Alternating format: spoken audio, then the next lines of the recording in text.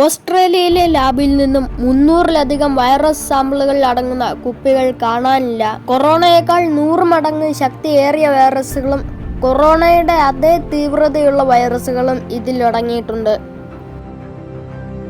ഓസ്ട്രേലിയയിലെ ക്വീൻസ്ലാൻഡിലെ ലാബിൽ നിന്നാണ് ഇത്രയധികം മാരകമായ വൈറസുകൾ കാണാതായിരിക്കുന്നത്. ചൈനയിലെ വുഹാനിൽ നിന്നും പടർന്ന കൊറോണ വൈറസ് കാരണം ലോകം മുഴുവൻ വീട്ടിനുള്ളിലിരുന്നു.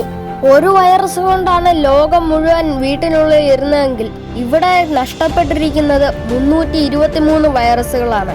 അതിൽ കൊറോണയെക്കാട്ടിലും 100 മടങ്ങ് ശക്തിയുള്ള വൈറസുകളും അടങ്ങിയിട്ടുണ്ട്.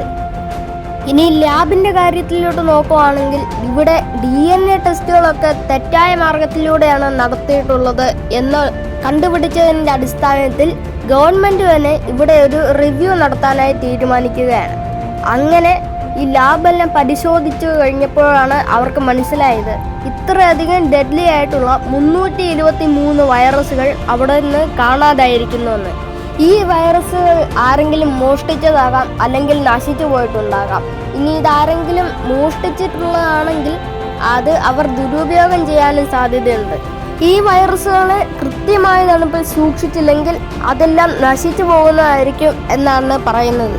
ഇതിൽ ചില വൈറസുകളൊക്കെ ഡയറക്റ്റ് ആയിട്ട് മനുഷ്യനിൽ നിന്നും മനുഷ്യനിലേക്ക് പകരാനുള്ള സാധ്യത കുറവാണെന്നാണ് പറയുന്നത്. എന്തായാലും ഞാൻ ഈ വീഡിയോയുടെ വൈൻഡപ്പ് ചെയ്യാണ്. അപ്പോൾ നമുക്ക് വേറൊരു വീഡിയോയിൽ കാണാം.